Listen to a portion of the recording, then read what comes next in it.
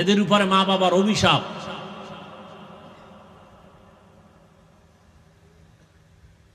Saudi আরবের টাইমে টাইমে যদি তুমি ঈদ করো, তো সৌদি আরবে যখন ঈদের নামাজ পড়ে সেই সময় তুমি ঈদের নামাজ পড়বা না?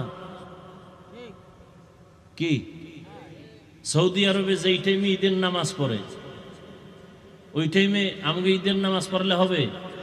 সৌদি আরবে যেই টাইমে চাঁদ দেখা ইফতার করে ওই টাইমে ইফতার করলে আমাদের হবে? হ্যাঁ, আমরা যখন ইফতার করি তারাবি শেষ ঘুমামু, সেই টাইমে সৌদি আরবে মাত্র ইফতারি শুরু। তা তুমি তারাবি ভইরে ইফতার করো? এটা হল সুবিধাবাদী, চাপাবাজ। এদের মধ্যে আল্লাহর ভয় নেই। কি নাই? এটা কেটিক তৈরি করতেছে, আমি নতুন কিছু তৈরি করে দিলাম জাতিকে, এটা নিজের একটু বড় মনে করে। আল্লাহ হেদায়াত দান করুন।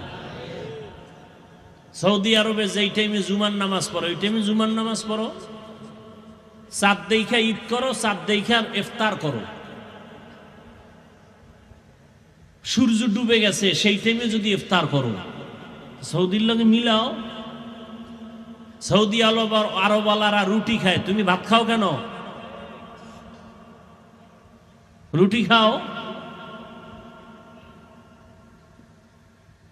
আল্লাহ হেদায়াত না দিল, ওই যে বললাম, যেই নবীজিকে এক নজর দেখলে জাহান্নামের আগুন হারাম, যেই রসুলের চেহারা মোবারক দেখলে পেটের ক্ষুধা থাকে না, সেই নবীজিকে 13টা বছর সামনে বসে দেখলো, বয়ান শুনলো, কালেমা পড়ে নাই।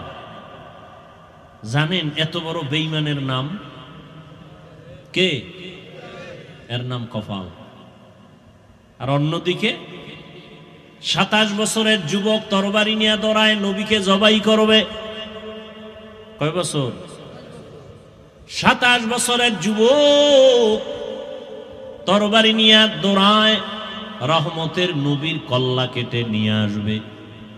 কাছে যাইয়া রহমতের নবীর চেহারা নজরটা দেওয়া মাত্র তরবারি ফালাইয়া বলেন, রহমতের নবী আমাকে মাফ করে দেন, কালেমার রশি আমার গলায় লাগায়া দেন।